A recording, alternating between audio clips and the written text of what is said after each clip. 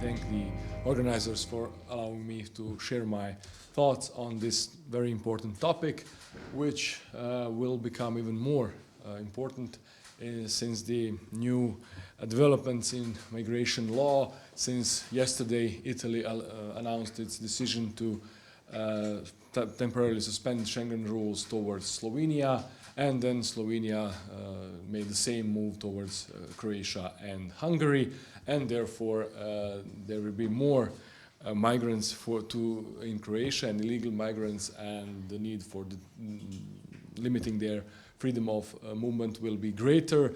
And now it is a great problem because of the unprecedented increase of migrants and illegal tries to enter the Schengen area through Croatia's border with Serbia and Bosnia and Herzegovina as the external border of the European Union. So when talking about legal regulation of this issue, detention of foreigners and asylum seekers is regulated by two acts in Croatia. It's the Foreigners Act and International and Temporary Protection Act. The restriction of freedom of movement prescribed by these two laws is twofold. Firstly, there is the arrest of a foreigner who can be arrested and detained for a maximum of 48 hours, which can be prolonged for additional 24 hours if there are specific reasons. There are only 3 in total.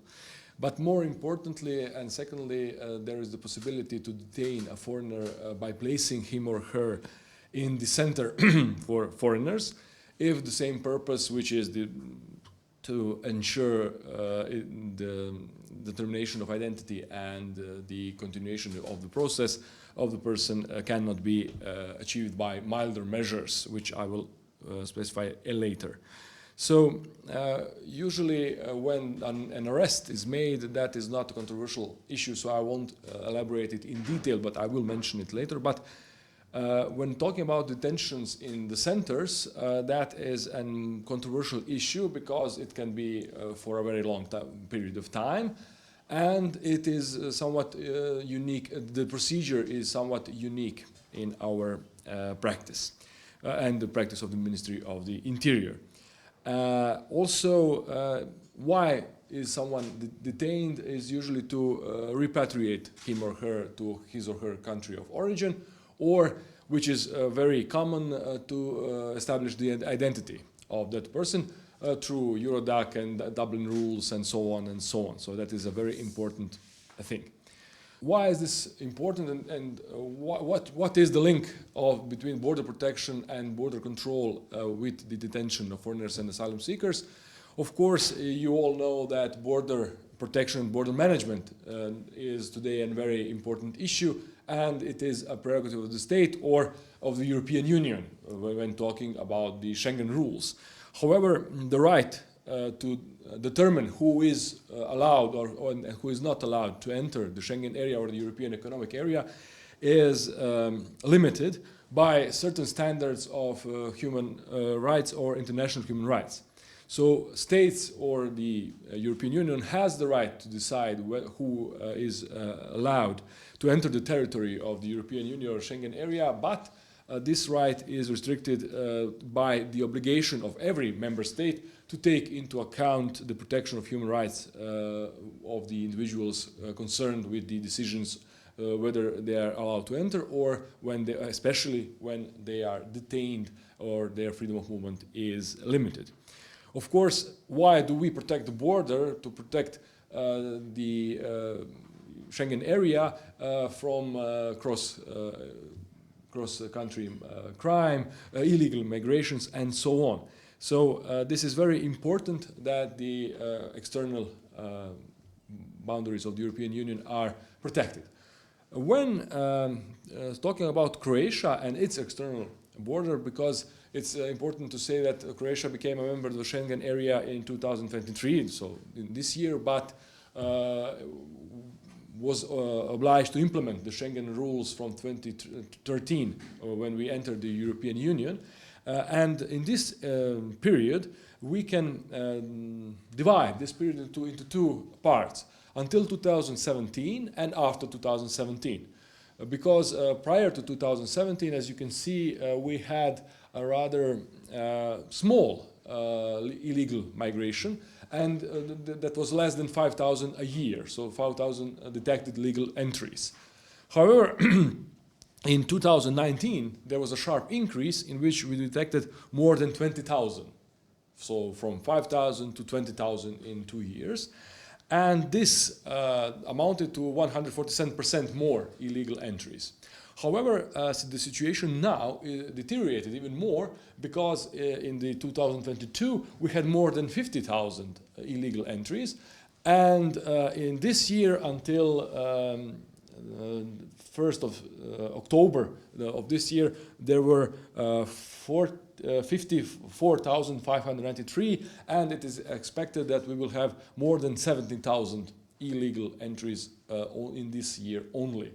So this is an extremely big problem, because all of these people usually have to be detained and repatriated, which is proving to be extremely difficult.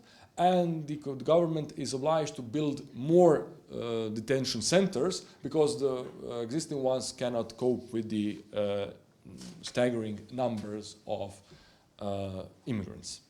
So the law stipulates that one of the measures which can be used to repatriate or to determine the identity of an illegal migrant is to arrest him. So this is the goal. The goal is to return him to his country of origin or to prevent escape.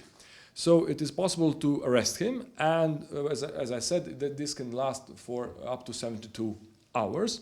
There are certain reasons why this can be done, but there are no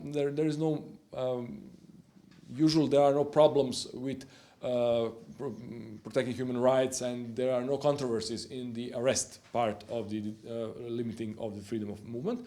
But there are these detentions, and the number of detentions is very large, and this can be done for various reasons. So there are usually two sets of reasons, because one person can be detained in the center for up to 6 months, but this can be prolonged for additional 12 months. So you can be in the center for 18 months at a time.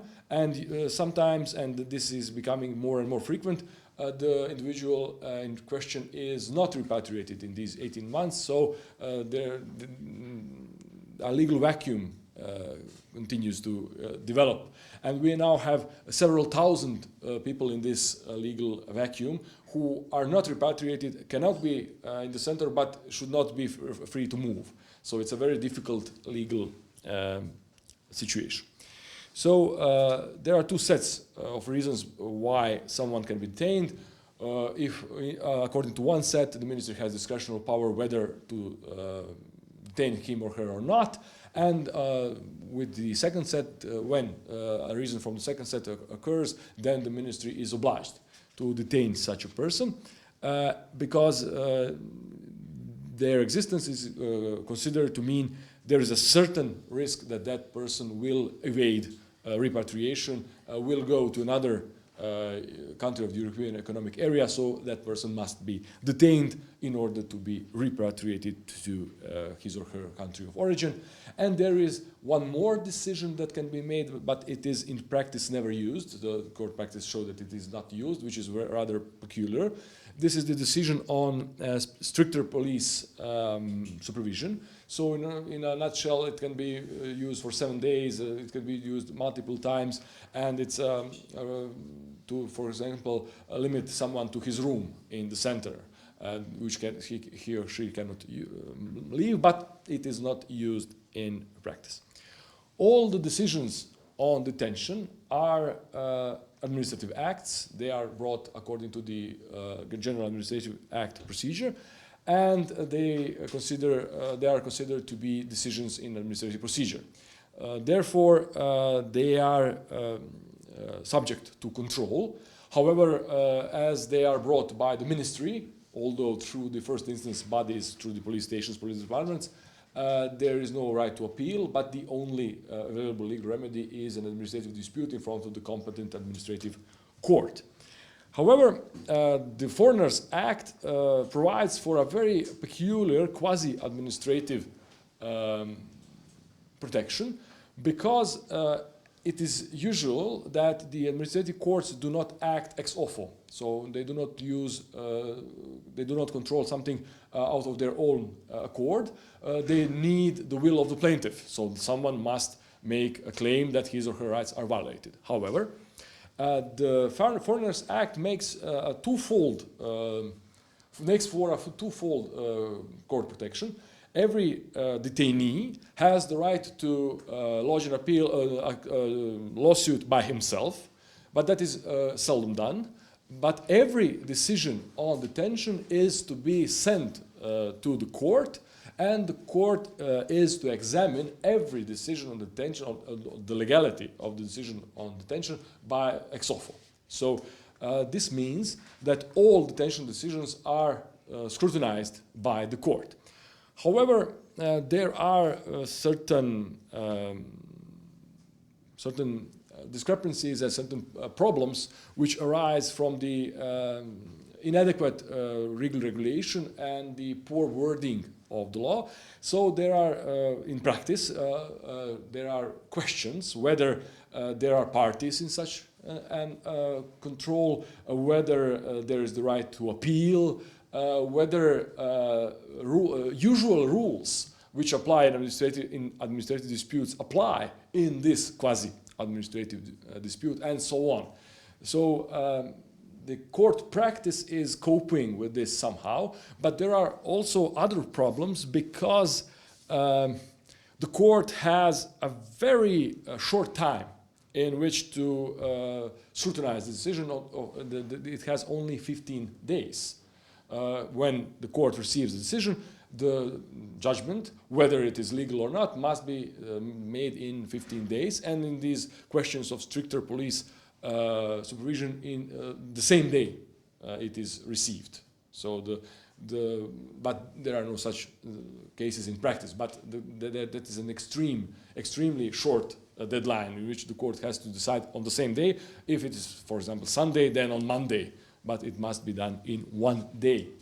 Especially, one should highlight that the ministry has vast discretionary powers when bringing these decisions on deadlines, on the time limit. The detainee will be detained, and the courts are limited when scrutinizing a decision which encompasses discretionary powers, of course. And then when you add the extremely short deadline, then there is the question whether the courts in reality check the legality of these decisions. So there are this procedure is very different from the usual procedure of the administrative dispute, which is governed by the Administrative Disputes Act. There are 5 major differences. So first, this procedure is initiated as ex ofo, which is usually never done in administrative dispute. Second, there are no parties of this in this procedure, because it is done ex ofo, so there is no plaintiff, there is no defendant, there is no interested parties in this procedure. As a rule, there is no hearing, and the Administrative Disputes Act prescribes as a principle, legal principle, that an oral hearing must be made. Fourth, a number of rules usually in power when discussing administrative dispute do not apply. For example, there is no answer on the claim. There is no statement of the party. There is no principle of helping the ignorant party. There is no party's right to representation in such cases, and so on. And finally, because there are no parties, it should not be possible to challenge the court's decision. However, the courts allow for either the ministry or the detainee to challenge the decisions. So the second issue I'm to talk about today is the restriction of movement of asylum seekers, because that is very different than detaining illegal migrants or foreigners. So in general, limitation of freedom of movement of asylum seekers should be avoided, of course, but it can be prescribed, of course. It must be justified, must be prescribed by law and so on, necessary, but it can be done. However, it should not be an easily done thing because of the special group in which the asylum seekers are a part of. So when prescribing restriction of movement of asylum seekers, this measure should be prescribed by law, justified, and it should take into account that the duration of such a measure is as short as possible. If the limitation of freedom of movement is issued, it must meet the criteria of necessity, proportionality, and justifiability. So our act governing this is the International and Temporary Protection Act, and it prescribes in general that an asylum seeker has the right of free movement in the Republic of Croatia. It should be highlighted that in the last period this right is being used to avoid Schengen rules and so on, because when you have the right, they go to the border, claim asylum, then they are asylum seekers, they have the right to free movement in Croatia, they have the documents that they are asylum seekers, and without Schengen borders, they are able to go into every European country, which is done by the thousands, and that is one of the reasons these suspensions of Schengen are occurring.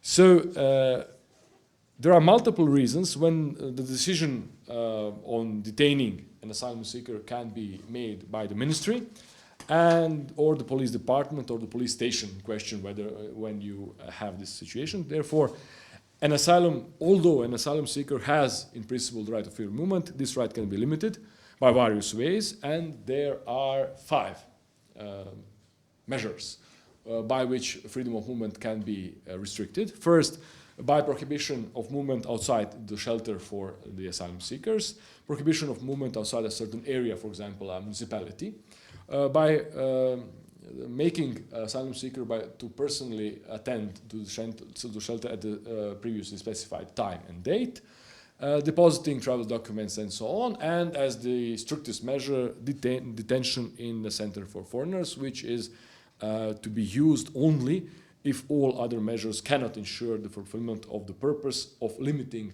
the right of free movement, in accordance, of course, with the proportionality principle. These decisions can be made up to 3 months in total. However, this detention can be prolonged for additional 3 months, and the law says only if the ministry has justified reasons. So this is a very broad discretion, and the courts cannot interfere if the ministry says they believe there are justified reasons for extending the detention for the asylum seeker for additional 3 months. Of course, the decision has to contain in the disposition of the decision the measure of choice, so one of these 5 measures, and the duration. Both must be aligned with the purpose of limiting the free movement of the asylum seeker, because you have to prove the legality, and the legality contains also achieving the purpose of the norm. So this is not discretionary. This is a matter of law, not discretion. So all decisions which are made by the ministry in order to restrict the freedom of movement of asylum seekers is, of course, open to control. They are controlled by the administrative courts in an administrative dispute. It's a normal administrative dispute. There are no such strange rules as when detaining a foreigner. And but there is this question of discretionary powers, which disable the court in a way to determine whether the prescribed measure was really the one that is needed. But that is usual when dealing with discretionary powers and the control of decisions containing discretionary powers. There are certain peculiarities of these administrative disputes, because the time in which an asylum seeker is allowed to file a lawsuit is rather short. It's only 8 days from the delivery of the decision, and the court has only 15 days to decide on the merit. So there is also this very, very short time for the court to conduct the scrutiny of the decision. So when we talk about court practice, it was analyzed through two researches, one done by me and my colleague who is an administrative court judge, which covered the period from 2012 to 2020. And the second one done by me, which covered the period from 2020 to June 2023. And we can see that most or almost all decisions detaining on detaining foreigners are approved by the courts. There were in total 7,115 detention decisions, and the numbers are going up. If you see these two, on the left is 2012 to 2020, and on the right side is 2020 to 2023. And of course, because of the increase of migration, then there is a sharp increase of detention decisions, and there are at the moment more than 5,000 detainees in Croatian centers, and their capacity is 3,000. So this is a rather big problem. So only 533 of the 7,115 decisions were revoked by the courts, which amounts to only 7.49%.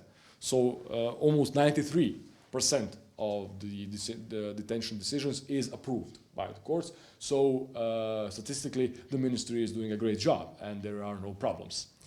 So by checking the available case law of the administrative courts on detention, it can be seen that the courts sometimes approve the decision, but shorten the time of the detention. For example, detention is set to 6 months, and the court says 1 month is enough, because they cover this discretion power by the proportionality principle. So they say it is not proportionate, and then the Constitution allows them to, because it's a constitutional principle, allows them to interfere in such decisions of the Ministry of the Interior if the court finds that the purpose can be achieved through shortened time of detention.